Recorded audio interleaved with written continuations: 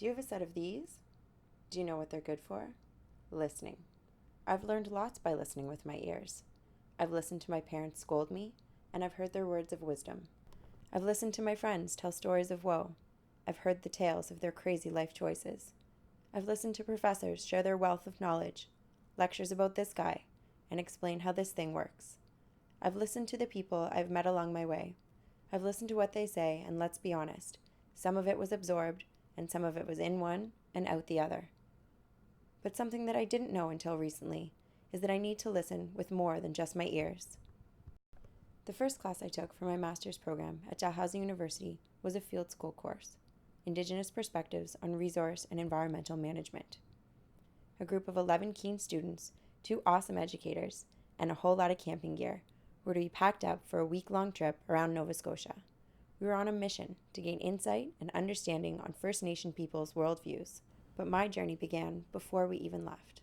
Ken Paul, one of our instructors, a Maliseet from Tobique, taught the class about the importance of balance and spirituality to First Nations people.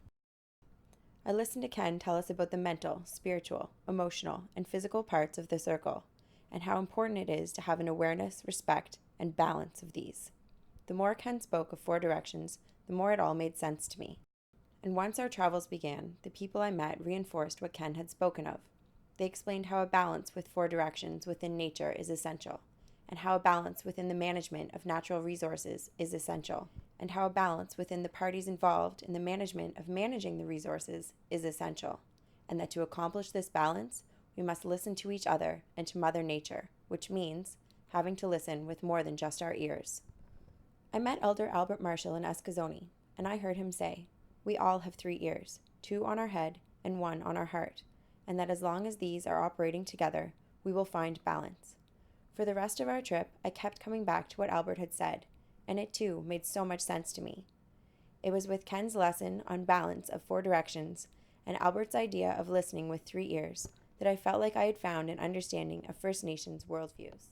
I realize now that I may have already been listening with more than just my ears, because looking back, I was listening to Ken speak about the need for balance and how it is required to achieve a happy, healthy, functioning person, government, environment, and relationship between all 3, and I heard and understood that in my heart.